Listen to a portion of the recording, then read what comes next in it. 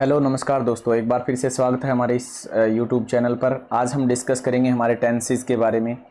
देखिए दोस्तों, हम काफ़ी समय बाद आपसे मिल रहे हैं, मुखातिब हो रहे हैं समय का अभाव होने के कारण, लेकिन फिर भी ट्राई करेंगे हम क्लासेस डालने की। यहाँ पर हम जो टेंस पढ़ेंगे थोड़ा सा एडवांस पढ़ेंगे दोस्तों। इतना बेसिक स्किल अगर आपको थोड़ी बहुत नॉलेज है टेंस के बारे में तो ये क्लास आपके लिए यूजफुल होने वाली है। ऐसी चीज़ नहीं है कि आप अगर नहीं आता तो भी बेस्ट रहेगा, क्योंकि मैं आपको बहुत आसानी के साथ इसको पढ़ाने वाला हूँ कि किस तरह से हम चीज़ों को बिना रटे रटाए हम इस चीज़ को सीख सकें। क्योंकि टेंस को जानने के लिए आपको दो तीन बातें ज़रूरी हैं। टाइम और टेंस में अंतर जानना ज़रूरी है। बहुत से लोग होते हैं और मॉडर्न अप्रोच चाहे वो ट्रेडिशनल अप्रोच किसी की तरह से दो, लेकिन आपको टाइम और टेंस के बीच में अंतर स्पष्ट करना हो। लैटिन भाषा के समय से कोई मतलब नहीं होता कि अब अगर आप टाइम है तो टेंस एक चीज़ है, नहीं है। यही कारण है कि टेंस दो ही हैं। हम दो ही टेंस होते हैं इंग्लिश भाषा के अंदर। तीसरा फ्यूचर कोई टेंस नहीं होता, वो ओनली जस्ट एक टाइम होता है। और कैसे होता है, आज हम इसी बात को, इसी कड़ी को जोड़ के यहाँ पर पढ़ने वाले हैं। आपकी विंडो पर जो दिखाई दे रहा होगा दोस्तों, देख रहे होंगे आप, हमारा चैप्टर कौन सा है, टेंस का। सबसे पहले टेंस होता क्या है, पहले इस बात को जानिए। देखिए यहां पर क्या लिख रखा है, द फॉर्म ऑफ वर्ब। ये अब होता है, ध्यान रखें, ये क्या होता है, अब होता है। फॉर्म ऑफ वर्ब यानी एक क्रिया। क्रिया क्या होगी, फॉर्म होगी क्रिया की, क्रिया की फॉर्म होगी, ठीक है। विच शो, जो दिखाती है, द टाइम, टाइम दिखाएगी। एट विच, कब दिखाएगी, एन एक्शन हैपेंड, यानी उस समय जब कार्य हुआ हो। यानी एक वर्ब है, उससे हमें टेंस का पता चलता है दोस्तों, ठीक है ना।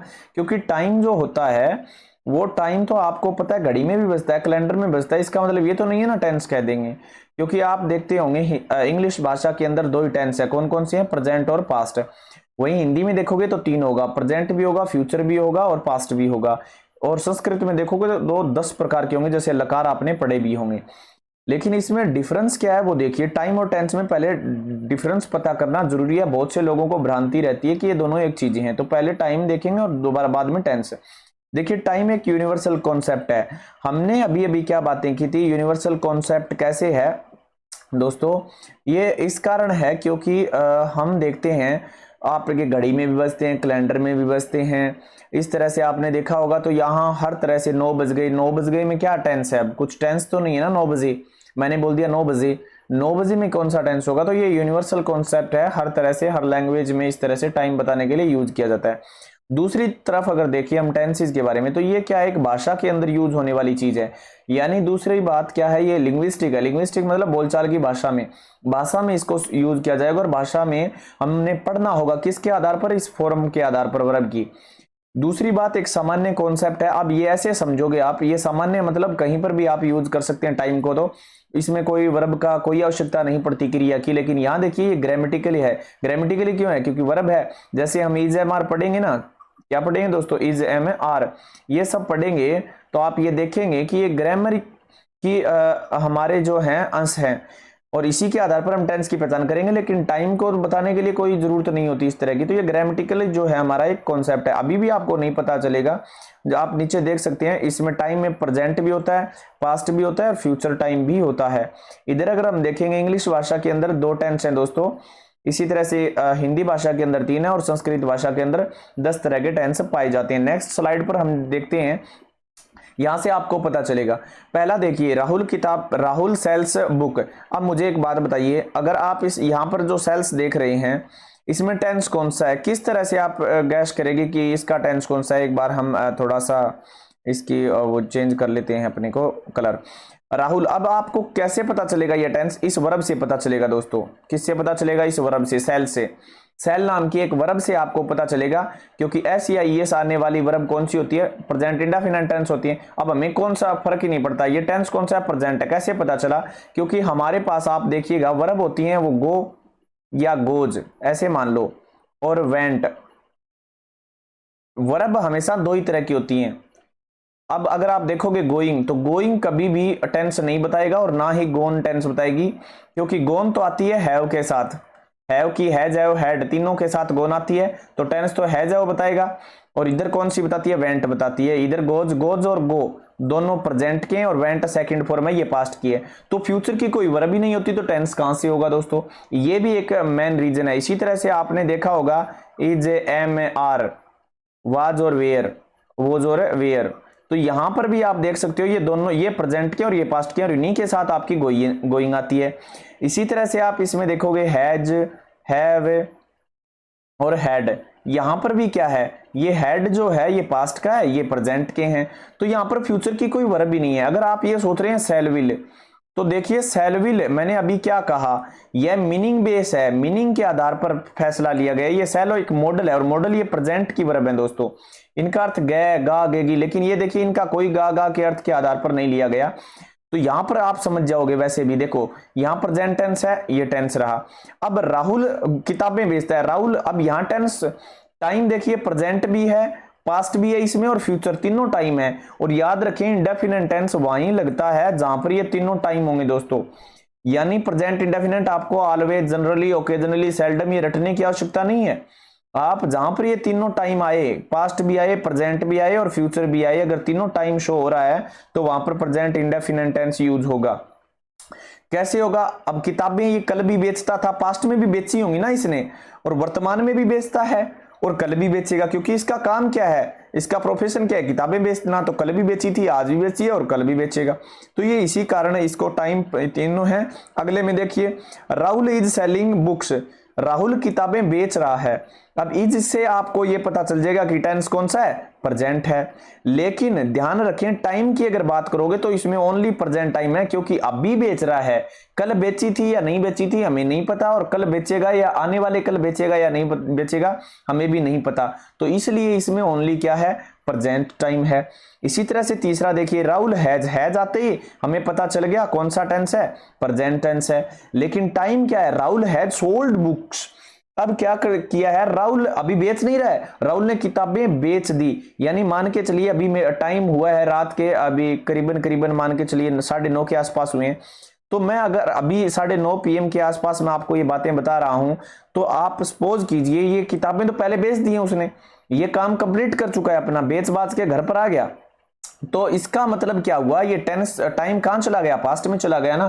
टाइम पास्ट है लेकिन टेंस कौन सा है, प्रेजेंट है। क्यों है, क्योंकि प्रेजेंट टेंस क्या होता है, जो परफेक्ट टेंस होता है दोस्तों, वो वर्तमान के साथ जुड़ा हुआ होता है। क्योंकि हो सकता है उसको और किताबें नहीं बेचनी हो, ये भी हो सकता है, वो बाद में बातें करेंगे। राहुल, अब ये देखिए सोल्ड आया, पास्ट टेंस, यहां पास्ट टेंस होगा क्योंकि सेकंड फॉर्म है, तो फॉर्म के आधार पर आप फैसला कर रहे हैं।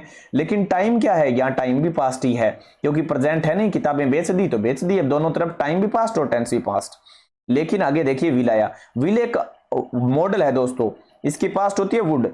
विल सेल बेचेगा किताबें, राहुल बेचेगा, तो देखो राहुल बेचेगा। अब आप सोचते हैं कि इसमें फ्यूचर टेंस है, क्योंकि फ्यूचर टेंस होता ही नहीं। वर्ब किसकी है, विल, विल किसकी वर्ब है, प्रेजेंट की है, तो टेंस कौन सा हुआ, प्रेजेंट। आप सोचते हो फ्यूचर सिंपल है, ये तभी माना जाएगा दोस्तों जब ऑप्शन में हो, अगर ऑप्शन में नहीं होता तो आप इसको प्रेजेंट टेंस। कारण क्या है इसका प्रेजेंट का, मैं बात बता देता हूं, क्योंकि विल और सेल प्रेजेंट की वर्ब हैं।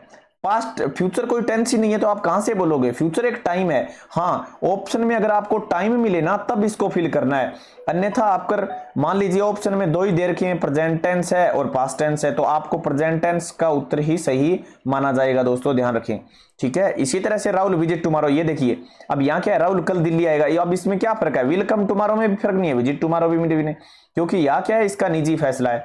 तो यहाँ पर भी टेंस कौन सा है, प्रेजेंट है, लेकिन टाइम क्या है दोस्तों, फ्यूचर, क्योंकि वो आएगा कब, कल आएगा। यहाँ पर भी क्या है, किताब कब बेचेगा, कल बेचेगा। क्या दोनों में फर्क हुआ, मैं यही इसी को दर्शाने के लिए इन दोनों में आपको शो करना चाहता हूं। ओ दैट, इसका मतलब होता है काश, काश मैं जान पाता, यानी जान लेता। अब इसका मतलब मुझे अभी जानकारी नहीं है, तो न्यू मतलब पास्ट टेंस हो गया ना, लेकिन टाइम कौन सा है, प्रेजेंट, क्योंकि मैं अभी कह रहा हूं काश मुझे इस बात की जानकारी होती, काश मुझे ये बातें पता होती। तो इस आधार पर हम इसका फैसला कर रहे हैं कि आई न्यू हियर, मैं उसको जान पाता, या मैं जान लेता, मतलब अभी मुझे पता नहीं है। अब इसका सबकी अगर हम समरी पढ़ें तो इससे हमें क्या मिला, हमें क्या मिला कंक्लूजन में, कि टेंस से क्या है, मॉर्फोलॉजिकल है। मॉर्फो का मतलब आप ऐसे समझ लीजिए वर्ब के आधार पर हम आइडेंटिफाई करते हैं, लेकिन टाइम क्या है, एक सिमेंटिक कॉन्सेप्ट है दोस्तों, यानी मीनिंगफुल है। और सेल का मतलब गागेगी नहीं होता क्या, गागेगी सेल का मतलब होता है, इसी कारण हम इसको फ्यूचर टेंस कह देते हैं, लेकिन ये फ्यूचर टाइम है, टेंस नहीं है, ध्यान रखें। अगर मान लीजिए फ्यूचर टाइम ऑप्शन में दे रखा है तो इसका आंसर सही है, फ्यूचर टाइम ही करें। अगर फ्यूचर टाइम नहीं है ऑप्शन में और प्रेजेंट टेंस दे रखा है तो दोस्तों आपको वही आंसर करना है किसी भी एग्जाम में, और वो सही माना जाएगा क्योंकि टेंस ओनली 2 ही होते हैं। चलिए आगे बढ़ते हैं नेक्स्ट स्लाइड पर और हम बात करते हैं हमारे प्रेजेंट इंडेफिनिट टेंस के बारे में। यहां पर आप देख रहे होंगे प्रेजेंट इंडेफिनिट टेंस यूज, वो आपको सब्जेक्ट फर्स्ट फॉर्म वो नहीं बताने वाला, वो आप अपना खुद करें। यूनिवर्सल कॉन्सेप्ट है। क्या है यूनिवर्सल? यूनिवर्सल अभी अभी मैंने क्या बताया था कि तीनों टाइम होने जरूरी है। देखिए टाइमलेस एक्शन होता है, इसमें टाइम नहीं हुआ होता, लेकिन आपको ये ध्यान ये रखना है कि टाइम तीनों होना चाहिए। एक्शन नहीं दिया होगा कि वर्ब के अंदर, फ्यूचर में भी होगी वो बात, यानी आज भी है, प्रेजेंट में भी वो बात रहेगी, वो बात पास्ट में भी रहेगी, वो बात फ्यूचर में भी रहेगी। मैं आपको शॉर्ट में बता रहा हूं, आपको रट्टा मारने की जरूरत नहीं है। जो जो चीजें यूनिवर्सल जितनी भी चीजें हैं दोस्तों, जैसे सूरज है, क्या कल नहीं उगा था? क्या आज नहीं उग रहा? क्या कल नहीं उगेगा? तो ये तीनों काल में, तीनों समय में, प्रेजेंट में भी है, पास्ट में भी था और आज कल भी होगा। तो इसीलिए यूनिवर्सल नाम दे दिया गया। बाकी तीनों जब भी टाइम आएंगे वहां प्रेजेंट इंडेफिनिट टेंस अपना ये यूज होगा दोस्तों। मैथमेटिक कॉन्सेप्ट, अगर आप कहते हो 2 और 2 4 होते हैं, 2 and 2 makes 4, यही तो आप पढ़ते हो ना इंग्लिश में, तो मैथमेटिक क्या है बताइए? क्या आज ही 2 और 2 4 हुए हैं क्या प्रेजेंट में? क्या पास्ट में 2 कल, अगर हम प्रेजेंट में 2 2 4 होते हैं तो क्या भूतकाल में 2 और 2 4 नहीं होते थे क्या? क्या आगे अगर कोई बच्चा पढ़ेगा तो 2 और 2 4 नहीं पढ़ाएंगे क्या? तो तीनों चीजें हैं, तो फिर भी इंडेफिनिट हुआ या नहीं हुआ? हैबिचुअल एक्शन मान लीजिए, हम कहते हैं कि मैं आदत है मेरी, जैसे मैं कहता हूं I always go to school, मैं डेली स्कूल जाता हूं, ऐसे मान लीजिए मैं हमेशा स्कूल जाता हूं, डेली जाता हूं, कैसे मान लो। तो मेरा कहने का अभिप्राय है, क्या मैं, अगर मैं हमेशा जा रहा हूं तो क्या मैं कल आज गया हूं या नहीं गया? हमेशा जाऊंगा तो आज भी गया हूं, पास्ट में भी गया था और कल भी फ्यूचर में भी जाऊंगा।